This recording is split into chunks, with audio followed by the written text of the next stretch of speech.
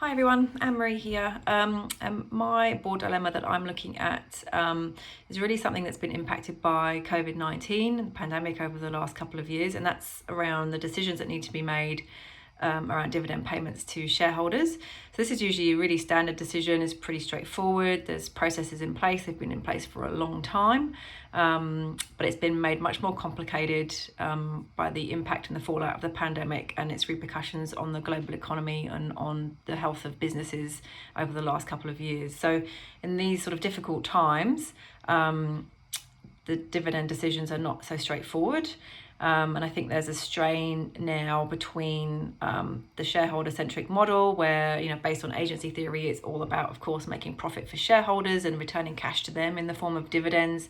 And then this being challenged by other stakeholders, employees, customers, suppliers, and governments as well, where we've seen some governments call for dividend cuts over the past couple of years, just based on the performance of businesses and those challenges. So, how does the board balance those expectations of their shareholders who are expecting some sort of payment and the other stakeholders?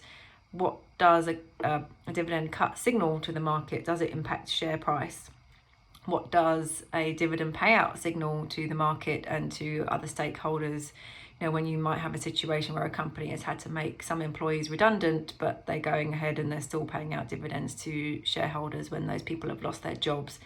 So the board needs to be really mindful of, the decision they're making and what that looks like to all their stakeholders. It doesn't really look good to make staff redundant and then pay out large dividends. We also had in 2020 in Australia, it came to light that some companies that had qualified for and had taken advantage of the government's JobKeeper payments had then also made dividend payments to shareholders, significant payments to shareholders, despite their profits being flat.